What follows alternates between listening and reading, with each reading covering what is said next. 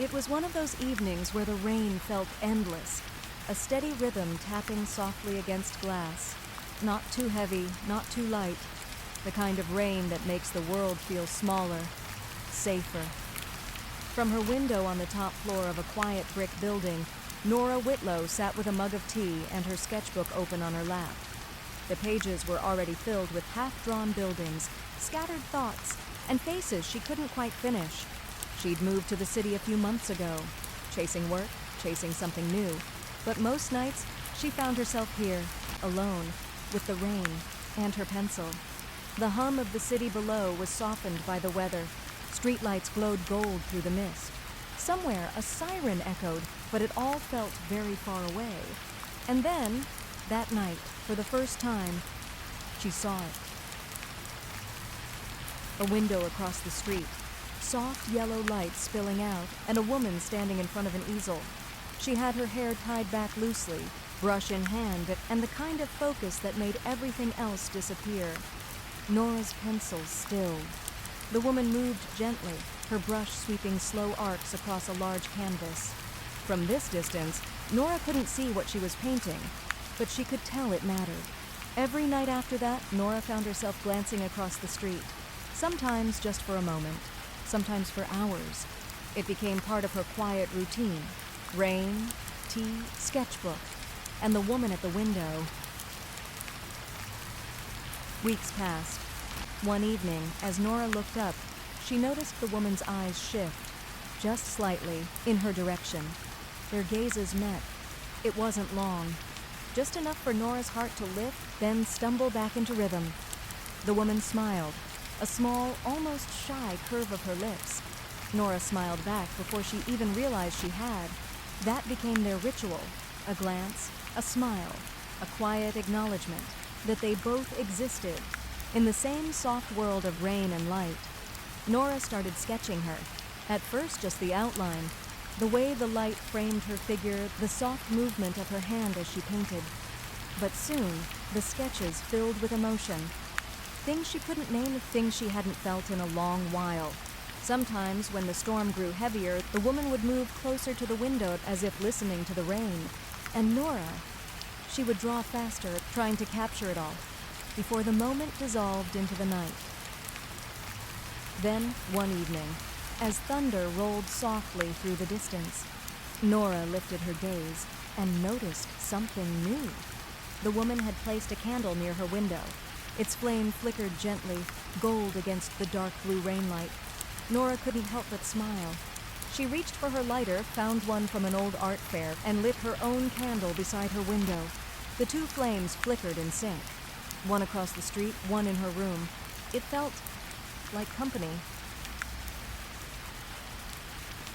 Days turned to weeks. Sometimes they didn't see each other at all. Sometimes one of them forgot to light the candle, and the window across the street stayed dark. But when both lights returned, there was a quiet comfort in it. A wordless conversation through glass and weather. Then, one night, the rain came harder than usual. Wild, restless, a curtain of water blurring the world outside.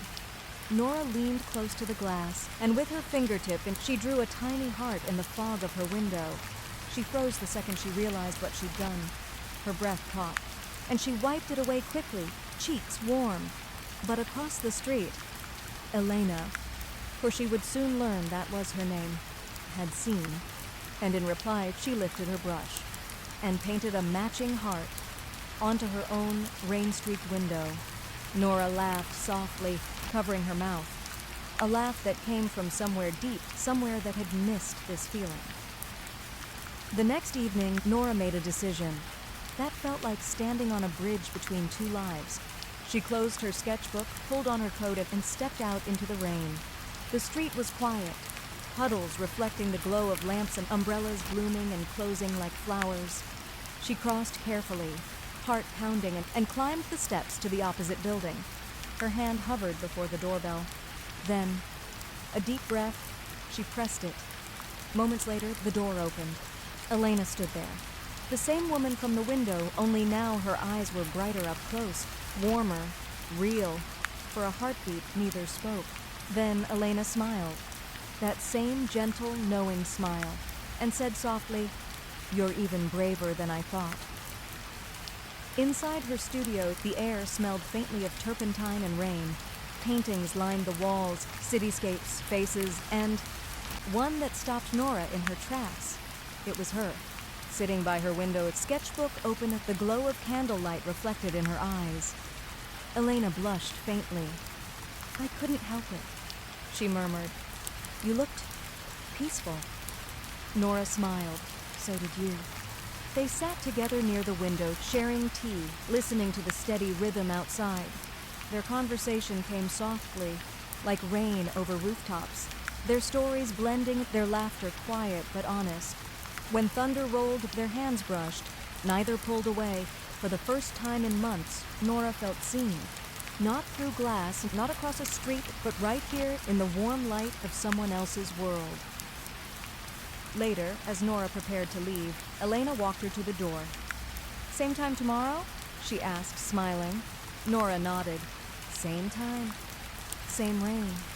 They both laughed quietly, and when Nora stepped outside, the rain no longer felt cold. Back in her apartment, she placed her candle near the window again. Across the street, Elena's candle flickered to life, and in the hush of the city, and as the rain whispered against the glass, Nora whispered back. "And tonight, for the first time in months, the rain doesn't sound lonely. It sounds like a promise."